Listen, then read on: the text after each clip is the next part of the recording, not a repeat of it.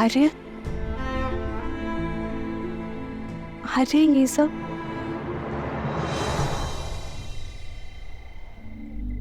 कर्तव्य पथ सीता, भरत और शत्रुघ्न मांडवी और श्रुत कीर्ति के साथ कैकेयी लौट रहे हैं।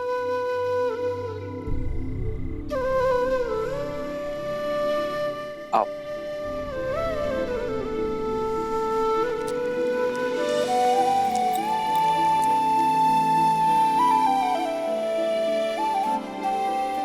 प्रणिपात भैया, प्रणिपात माता। आप दोनों की ही प्रतीक्षा कर रहे थे भैया। मेरी कैकेयी में यात्रा अधूरी है, उसे पूर्ण करने जा रहा हूं। विदा कीजिए अपने भाई को, आशीर्वाद दीजिए मुझे।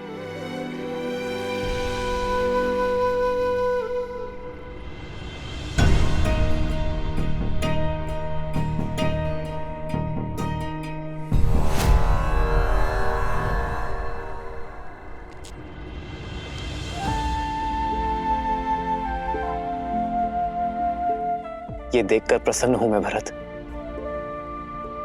कि मेरा भाई उत्तरदायी हो गया है। केवल भरत भैया ही नहीं भैया, कोई और भी अपना उत्तरदायित्व समझ रहा है अब। तभी तो मेरे शत्रुघ्न के सामर्थ्य और समर्पण पर पूरी पुस्तक लिखी जाएगी। शासक हो तो सूर्य जैसा, जो अपना मार्ग स्वयं प्रदर्शित करता है।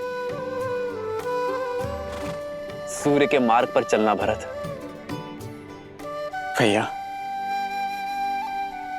मेरा मार्ग तो सदैव आपके पद चिन्हों से होकर ही निकलेगा।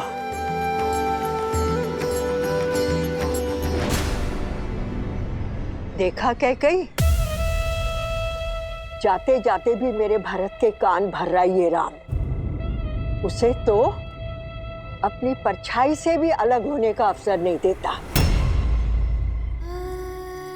आप चारों के जाने से घर सूना हो जाएगा। वापस लौटने में अधिक प्रतीक्षा ना करवाना भरत। शीघ्र लौटूंगा भाभी माँ। विदा कीजिए भैया।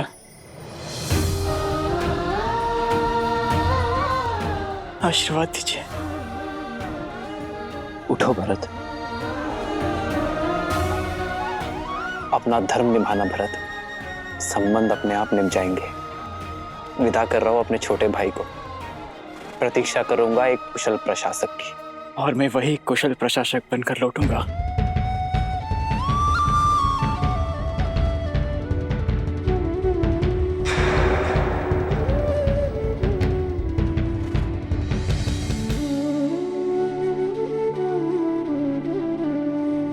प्रस्थान करो भरत।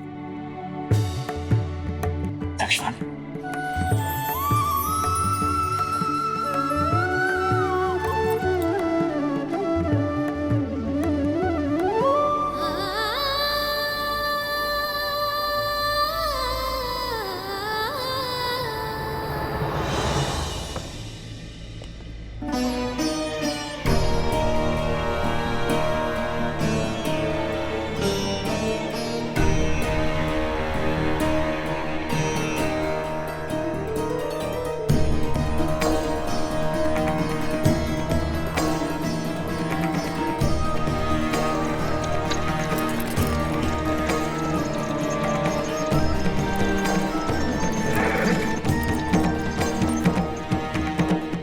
भूल मत जाना कैकेयी कि वो कौन है जिसके कारण तुम्हें हर बार पुत्र वियोग सहना पड़ता है।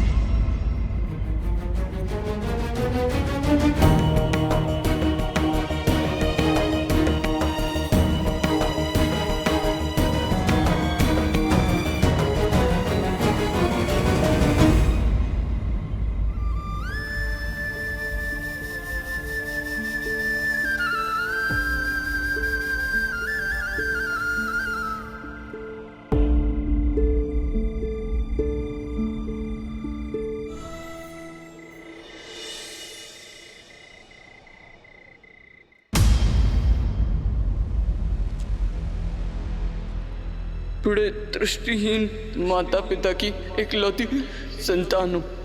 आप उन्हें जल पिलाने की तुमने 2 अंधों के जीवन का सहारा छीना है। तुम भी अपनी आंखों के तारे से दूर हो जाओगे। अपने धर्म रक्षक पुत्र के वियोग में तरस तरस कर मरोगे तुम। ये बूढ़े दुखी पिता का श्राप है, श्राप है।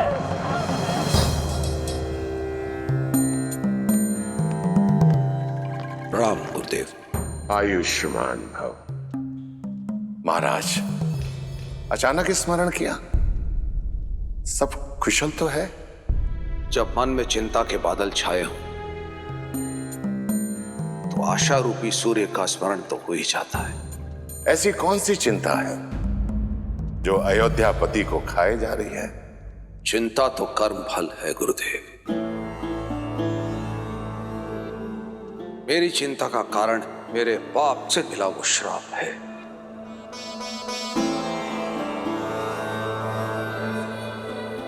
वो पाप जो वर्षों पूर्व मुझसे हुआ था।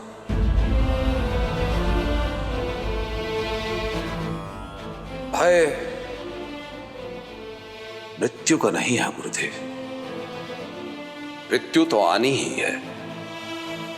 भय तो मृत्यु के मार्ग का है।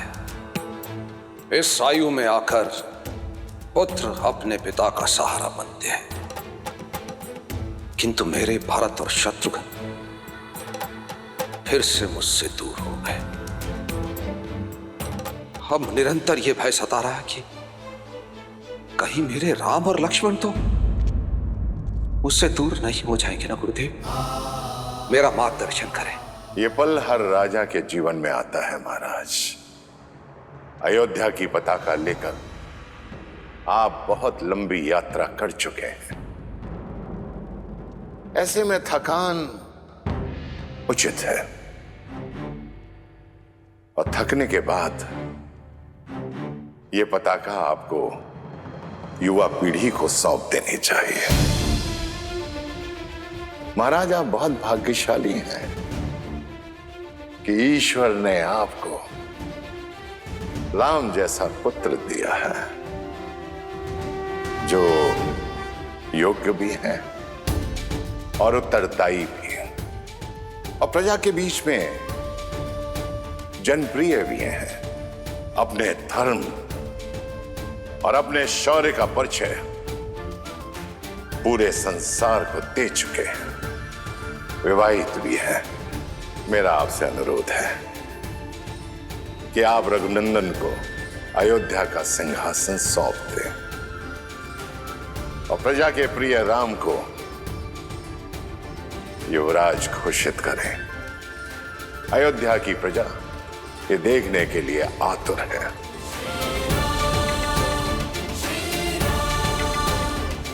बहुत बहुत धन्यवाद गुरुदेव। सचमुच में थक गया हूं मैं, अचंभित हूं। मार्ग मेरे सामने खुला है और मैं व्यर्थ ही दुविधा में था। राम को ये साम्राज्य सौंपकर अयोध्या को एक श्रेष्ठ राजा मिल जाएगा और मुझे मेरे भय से मुक्ति, क्योंकि एक राजा तो अपने राज्य को छोड़कर कहीं जा ही नहीं सकता। बहुत बहुत धन्यवाद गुरुदेव, बहुत बहुत धन्यवाद।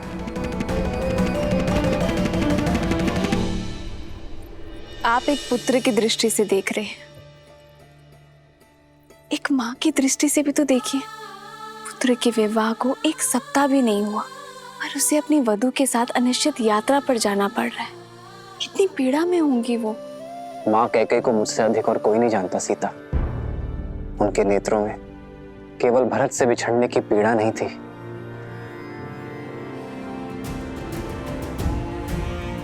एक आक्रोश था।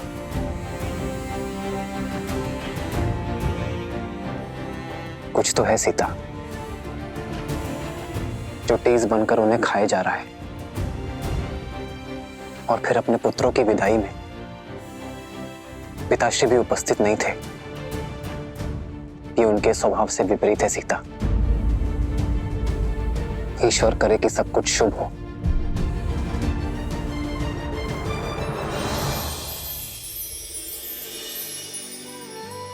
सब शुभ होगा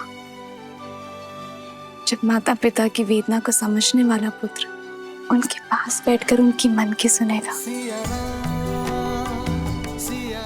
उचित कहा तुमने सीता। इस विषय पर पिताश्री से बात करनी चाहिए।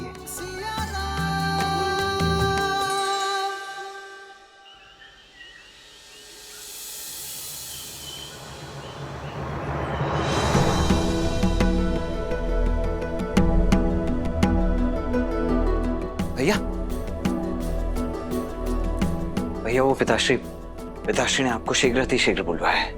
मैं उनके कक्ष में ही जा रहा हूँ लक्ष्मण। परंतु पिताश्री कक्ष में है नहीं भैया, वो राजसभा में है।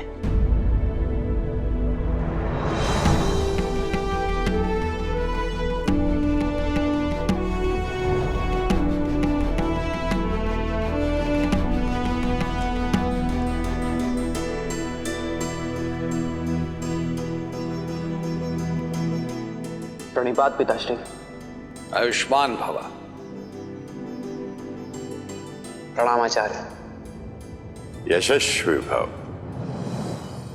राम, मेरे पुत्र राम, यहां मेरे समीप हो।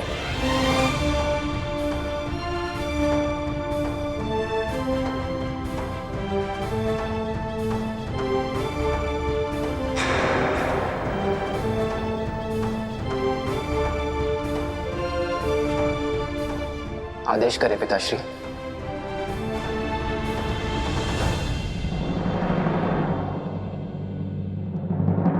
सभासदों, एक राजा का धर्म है अपनी अंतिम श्वास तक प्रजा और राज्य की सेवा करना।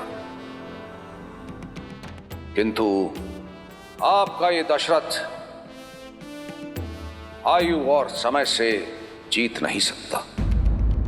वृद्ध हो गया हूं मैं। इसीलिए गुरुदेव वशिष्ठ के परामर्श और अपने विवेक से मैं अपने ज्येष्ठ पुत्र राम को अयोध्या का अगला राजा, अयोध्या का युवराज घोषित करने का प्रस्ताव रखता हूं।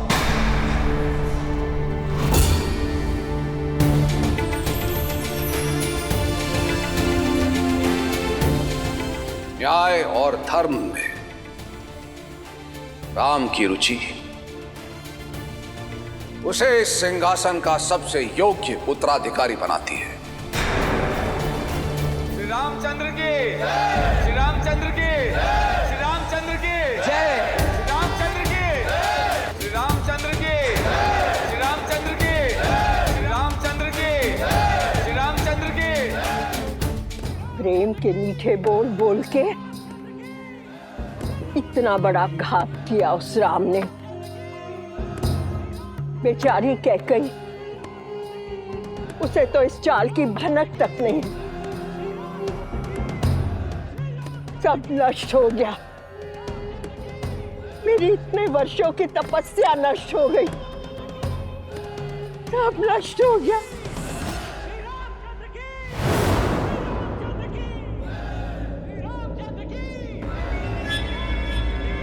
अचानक जय जयकारा क्यों हो रहा है?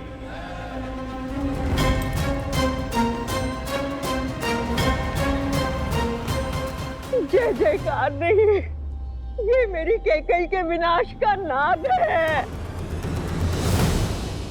सब अनर्थ हो गया। तुम्हारा हर स्वप्न टूट गया। मंत्रा, क्या हुआ? तुम रो क्यों रही हो? बबूल के वृक्ष को पानी दोगी तो आंचल में कांटे ही गिरेंगे ना। देखो देखो क्या क्या।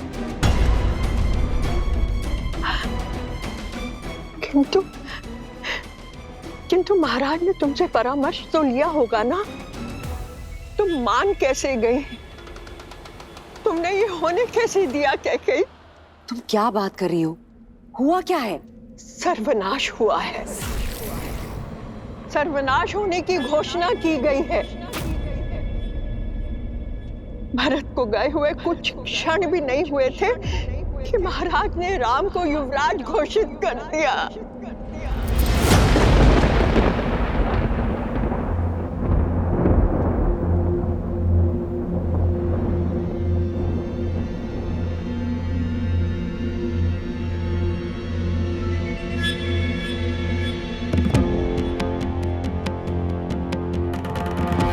अब समझ में आया कि राम ने भरत को रोका क्यों नहीं।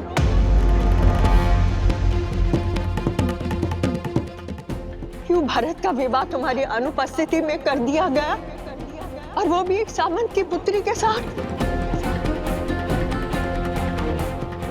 जानबूझकर किया गया छल है ये। कोयल बनकर राम खेल गया तुम्हारे साथ।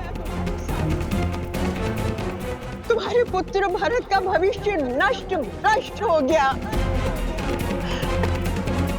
केकई, अब तो जागो। कब सोचोगी उसके विषय में?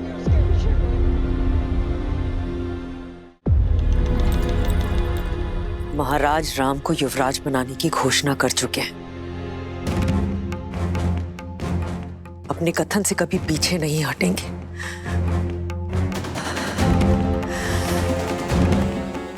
आपने मेरे पुत्र भरत के साथ ठीक नहीं किया महाराज।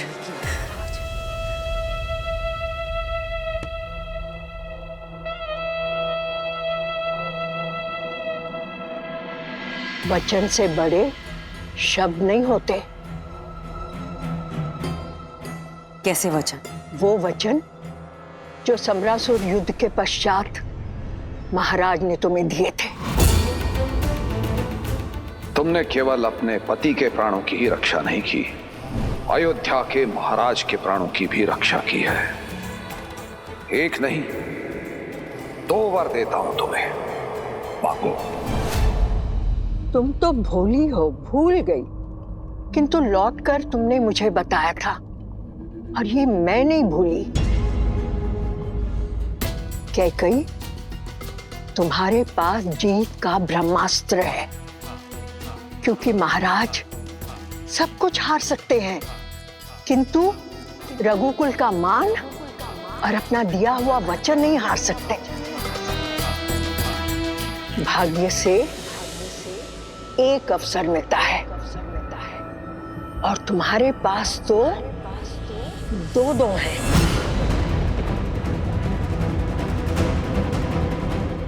मैं अभी जाकर महाराज से बात करती हूँ। रुको कैकई, तुम स्वयं वहां जाओगी तो ऐसे लगेगा कि हाथ फैलाकर भीख मांग रही हो।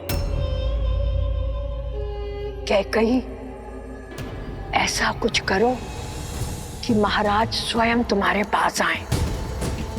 ये श्रृंगार त्याग दो और कोप भवन में जाओ। मैं अभी महाराज को बुलाकर आती हूँ, और 2 वचनों से राम की छाया को भरत से कैसे हटाओगी और क्या मांगोगी, ये सोचो।